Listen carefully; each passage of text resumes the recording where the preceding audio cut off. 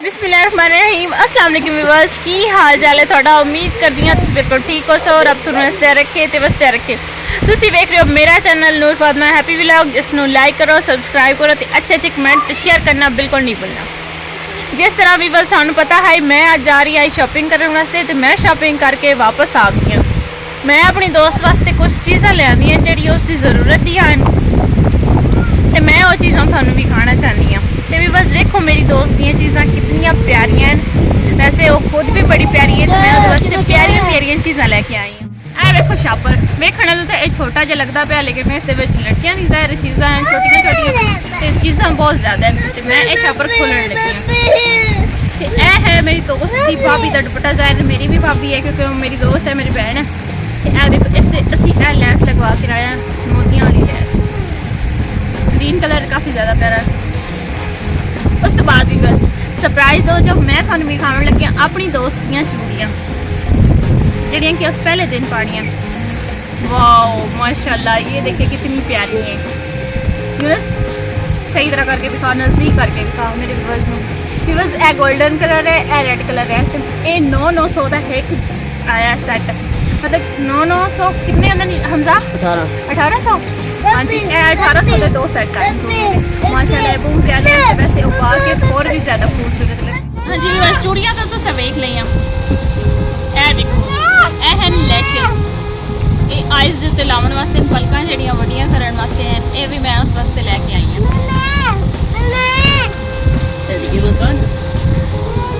ये कीमत दस देगी बस ये मैनू मिले हैं 250 दे। देखो बस ये जूड़े ते लावन वाला है तो माशाल्लाह उसको बड़ा ही प्यारा लगती। मैंने पता है उसकी पसंद था तो यह कलर उसको बहुत ज़्यादा पसंद है। ये एडजस्ट पिन्ना नाल होना है तो बड़ा प्यारा लगती खूबसूरत है। अच्छा अच्छा ये भी कीमत भी 300 रुपये का है।